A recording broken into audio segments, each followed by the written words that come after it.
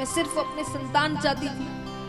रोने लगती है, प्रायश्चित करती है। तब उन्होंने कहा अब इसको तो नहीं टाल सकते, पर क्योंकि तुमने अपनी गलती मानी है तो तुम्हारे जो पौत्र होगा वो भगवान का परम लाडला होगा। वो छोटा सा बालक होगा लेकिन बड़े बड़े भक्तों में उसका नाम लिया जाएगा। और वो कौन थे? भक्त प्रहलाद। उनके पौत्र भक्त प्रहलाद बनते हैं। तो महाराज अब राक्षसों को पैदा करना है, आसान कार्य तो नहीं है। अब एक बच्चा अगर जन्म लेता है कितना समय लगता है? कितने महीने तक एक माता गर्भ धारण करती है? 9 महीने। दीति ने 100 वर्षों तक गर्भ धारण किया। 100 वर्ष। 100 वर्षों बाद 2 विचित्र पुत्र पैदा होते हैं। विचित्र कैसे?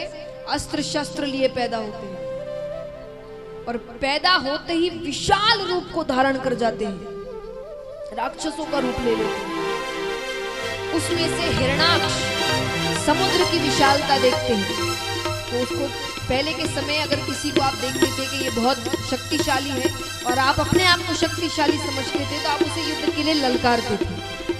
अगर वो हार गया तो उसका पूरा राज्य आपका, आप हार गए तो आपका राज्य उनका।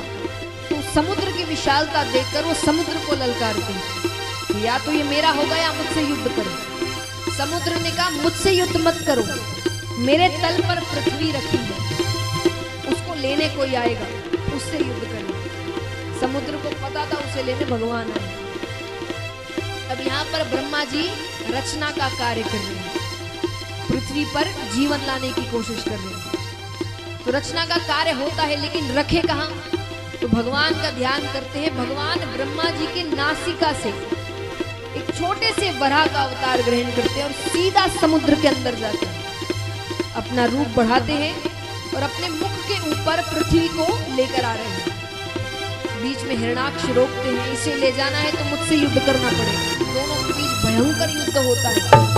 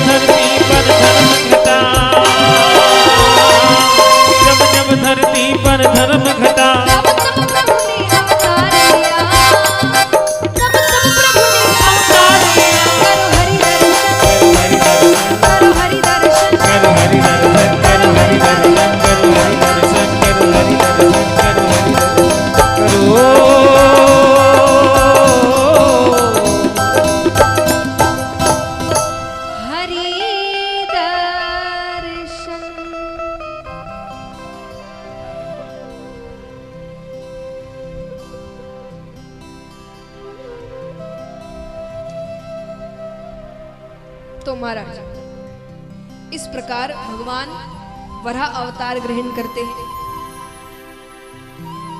अब यहां पर राजा परीक्षित पूछते हैं कि भगवान ने पृथ्वी भगवान ऊपर लेकर आते हैं तो रचना का कार्य कैसे आगे बढ़ा, रचना की शुरुआत कैसे हुई। सुखदेव जी ने कहा कोशिशें तो ब्रह्मा जी ने काफी करी पर कुछ भी सफल नहीं हो रहा था, सब विफल होते जा रहे थे। तब ब्रह्मा जी ने भगवान का ध्यान किया और ब्रह्मा जी के दाहिने हिस्से से स्वयंभू मनु यानी एक पुरुष की रचना होती है और बाएं हिस्से से शतरूपा एक स्त्री की रचना होती है। दोनों से कहा गया जाकर आप संसार को आगे बढ़ाइए। दोनों के 2 पुत्र और 3 पुत्रियां होती हैं, देहूति, प्रस्तुति, आहुति, और पुत्र होते हैं उत्तानपाद और प्रियव्रत। उत्तानपाद को राज सिंहासन पर बैठाया जाता है, उनका विवाह करवाया जाता है सुनीति नामक कन्या से, पर उसे कोई संतान नहीं होती। क्योंकि रचना का कार्य आगे बढ़ाना है, संतान चाहिए, वंश आगे बढ़ाना है, तो दूसरा विवाह करवाया जाता है। दूसरा विवाह सुरुचि नामक कन्या से होता है। इतनी सुंदर, इतनी ज्यादा सुंदर कि राजा उनके आगे सब कुछ भूल जाए, सब कुछ नजर नहीं आता उनको उसके आगे। धीरे धीरे वो अपनी पहली पत्नी को भूलते जाते हैं, कभी कभी उसके पास जाया करते हैं। अब भगवान की लीला देखिए, सुनीति से विवाह होता है, दूसरा विवाह सुरुचि से करा गया। क्यों दूसरा विवाह क्यों करवाया जाता है? क्योंकि सुनीति को बालक नहीं हो रहे या संतान नहीं हो रही। यहाँ सुरुचि गर्भवती होती है, वहां सुनीति भी गर्भवती होती है, दोनों को बालक होते हैं। सुरुचि से जो बालक होता है उसका नाम रखते हैं उत्तम, और सुनीति से जो बालक होता है उसका नाम रखते हैं ध्रुव। सुनीति को ध्रुव नामक बालक होते हैं। अब एक बार राजा किसी युद्ध से जीत कर लौटते हैं। हर बार वो पहले अपनी पहली पत्नी के पास आते थे, फिर दूसरी पत्नी के पास आते थे। इस बार वो सीधा सुरुचि के पास आते हैं। सेवकों से कहा किसी को भी अंदर मत आने देना। अब ध्रुव जी को पता चलता है कि पिता युद्ध से जीत कर लौटे हैं, दौड़ते हुए आते हैं, पिताजी पिताजी। द्वारपाल में रोक लेते हैं, राजकुमार आप अंदर नहीं जा सकते। अरे क्यों नहीं जा सकता, मुझे पिताजी से मिलना है। बोले क्योंकि उन्होंने ही कहा है किसी को अंदर नहीं आने देना। अब उनके आदेश का पालन नहीं करेंगे तो वो हमें दंड देंगे। ध्रुव जी कहते तो मेरे आदेश का पालन नहीं करोगे तो मैं तुम्हें दंड नहीं दूंगा। अरे उनके दंड से तो तुम्हें मैं बचा सकता हूं, पर मेरे दंड से तुम्हें कोई नहीं बचा सकता। अब सेवकों को लगा बात तो सच्ची है तो राजकुमार महाराज को ये मना सकते हैं, पर ये जिद पे अड़ गए तो और किसी को क्या मनाया जाए। वो जाने देते हैं उन्हें। ध्रुव जी दौड़ते दौड़ते सीधा अपने पिताजी की गोद में जाकर बैठते हैं, खूब बातें कर रहे हैं। अब राजा भी है तो पुत्र, खूब प्यार कर रहे हैं उन्हें, 10 बातें पूछ रहे हैं, कैसे हो क्या हो। सुरुचि को बात अच्छी नहीं लगी, इसलिए नहीं कि दोनों बातें कर रहे हैं, पर वो देख रही है कि उत्तम नीचे बैठा है और ध्रुव गोद में बैठा है। कुछ देर तो वो देखती है, थोड़ी देर बाद ध्रुव जी के हाथ को पकड़कर नीचे उतार देती है। राजा एक बार तो खड़े होते हैं, पर रानी को देखकर वापस बैठ जाते हैं। ध्रुव जी देखते हैं, कहते विश्वास ही नहीं होता, आप इतना बदल गए।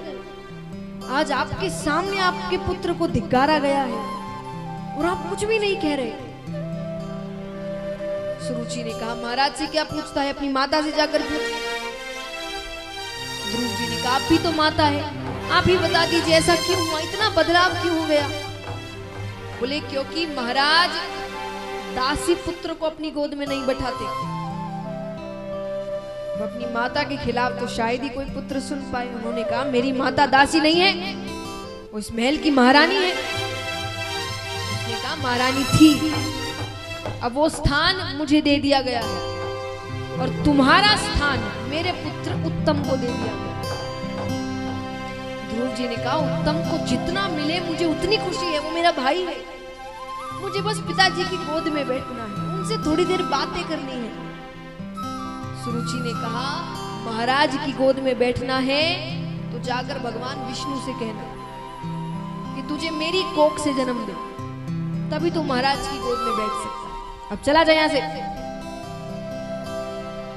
ध्रुव जी चले जाते हैं, रोते रोते अपनी माता के पास आते हैं, बहुत रो रहे हैं, पूरी बातें बताते हैं। कुछ देर तो माता प्यार से समझा रही है, बड़ी कोशिशें करती है कि वो चुप हो जाए। अंत में माता को क्रोध आ जाता है। माता कहती है एक साधारण से मनुष्य की गोद में बैठने के लिए रो रहा है?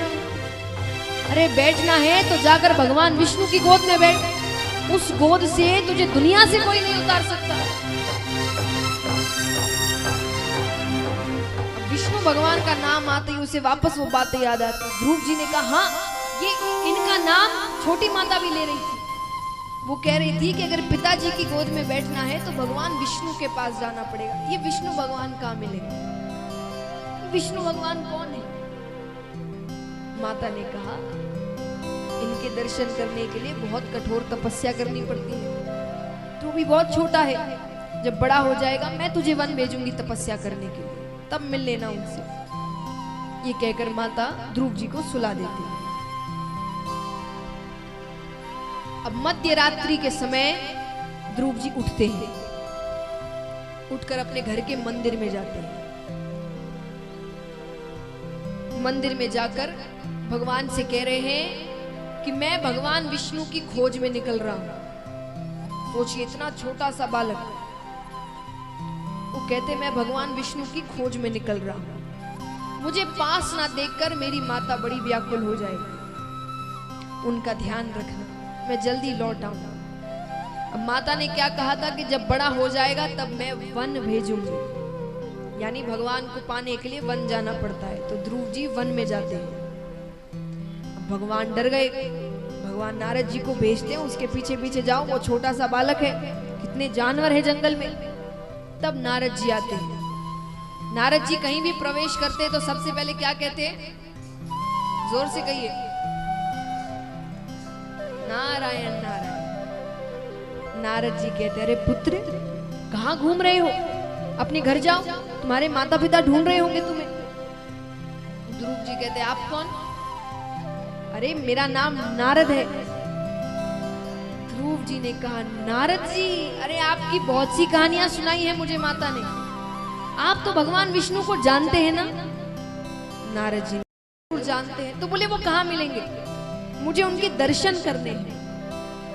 नारद जी ने कहा उनके दर्शन तुम जीवित नहीं कर सकते। क्यों? बोले क्योंकि वो क्षीर सागर में रहते हैं, उनसे मिलने के लिए जीवित व्यक्ति नहीं मिल सकता वहां जाकर।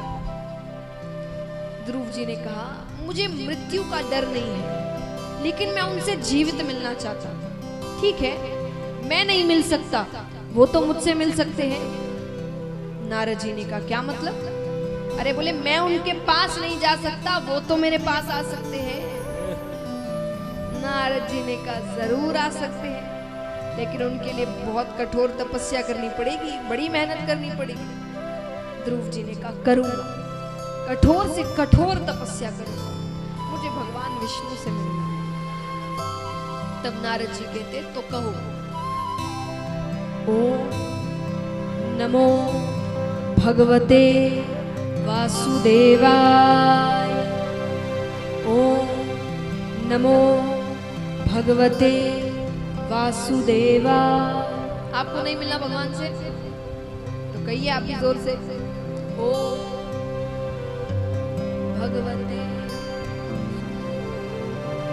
ओम नमो। आइए जो भी भगवान को प्राप्त करना चाहते हो तालियों के साथ। ओम नमो भगवते वासुदेवाय।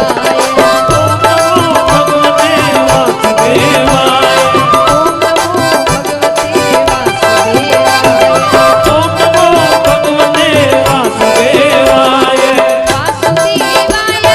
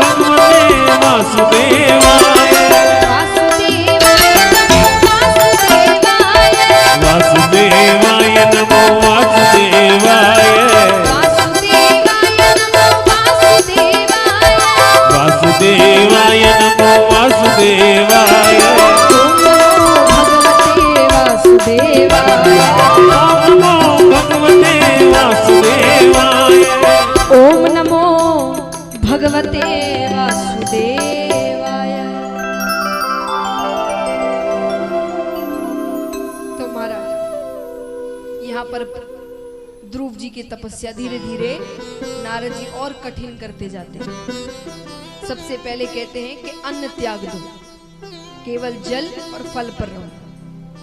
खाली फल और जल लेकर वो कुछ दिन तपस्या करते हैं। फिर कहते फल भी त्याग दो, केवल जल पर रहना है। केवल जल पे रहकर वो छोटा सा बालक तपस्या कर रहा है, सोचिए। पर कितनी इच्छा है उनके अंदर भगवान से मिलने की। उन्हें किसी भी चीज से कोई फर्क नहीं पड़ रहा, ना भूख लग रही है ना कुछ हो रहा है, वो सिर्फ तपस्या करते जा रहे हैं। अंत में कहते जल भी त्याग दो, अन्न जल कुछ भी नहीं लेना है, सिर्फ भगवान की तपस्या करनी है।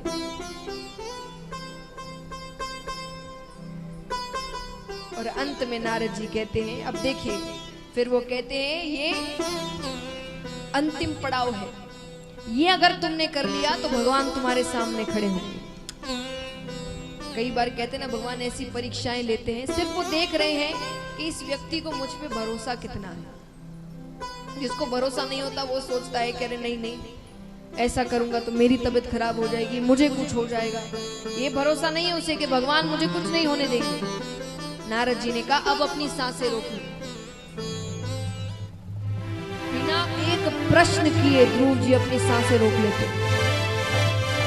सांस रोकते ही वहां वायुमंडल शून्य हो जाता है, हवा चलनी बंद हो गई। सब देवी देवता भगवान के पास जाते हैं, और परीक्षा ना ले भगवान, छोटे से बालक की परीक्षा ना ले, अब उसे दर्शन देते। तब वहां पर साक्षात परम पिता परमेश्वर भगवान विष्णु प्रकट होते हैं। श्री लक्ष्मी नारायण भगवान की। भगवान ध्रुव जी को उठाते हैं, पुत्र उठो, देखो मैं आ गया। अब उन्होंने कभी देखा थोड़ी था भगवान को, तो वो कहते आप कौन?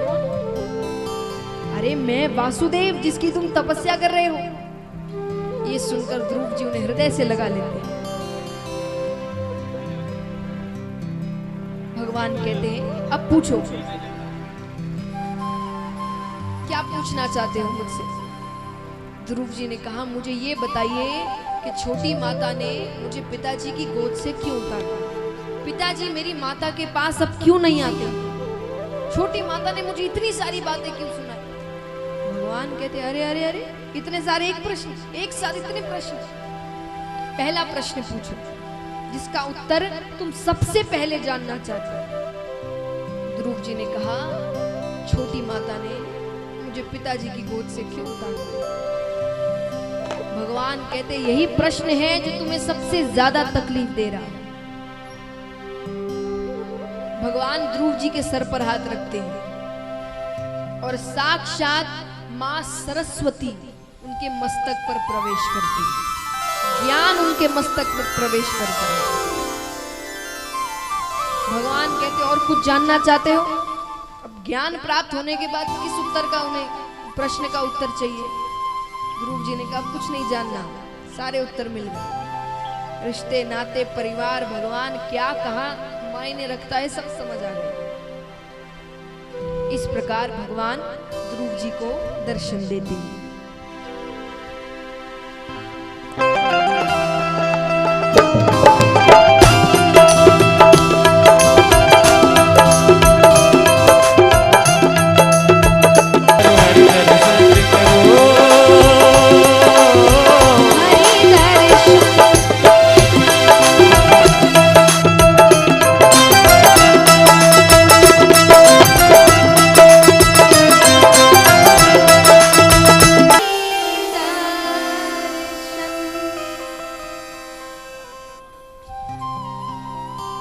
तो महाराज इस प्रकार भगवान ध्रुव जी को दर्शन देते हैं और हम सभी को सिखाते हैं कि भक्ति की कोई उम्र नहीं होती। हम सब भगवान की भक्ति को, पूजा पाठ को एक उम्र पर डाल कर रखते हैं। भगवान से आप बच्चों को जितनी जल्दी जोड़ते हैं उतना अच्छा होता है। सिर्फ बच्चों को ये समझा देना, कहते हैं एक बार एक पिता अपने पुत्र को समझा रहे होते हैं कि भगवान हर जगह है। हम सभी अपने बच्चों को एक बार तो बताते ही है भगवान के बारे में। खुद भले ही उतने पूजा पाठ नहीं कर रहे होते हैं, क्योंकि बच्चा कर सीखता है, सुनता नहीं है वो। तो समझा तो देते। तो पिता ने भी अपने पुत्र को समझाया कि बेटा कभी कुछ गलत काम नहीं करना, चोरी नहीं करना, झूठ नहीं बोलना, किसी का दिल नहीं दुखाना। क्यों नहीं? क्योंकि भगवान हर जगह से देखते हैं, भगवान हर जगह है। ये कहकर वो भूल गए उस बात को। कुछ समय बाद उस गांव में अकाल पड़ जाता है, अन्न की कमी है। दूसरे गांव उसके वो पिता अपने पुत्र को लेकर जा रहे थे। वापस लौटते वक्त बीच में एक खेत आता है। खेत में खूब सारा अनाज था।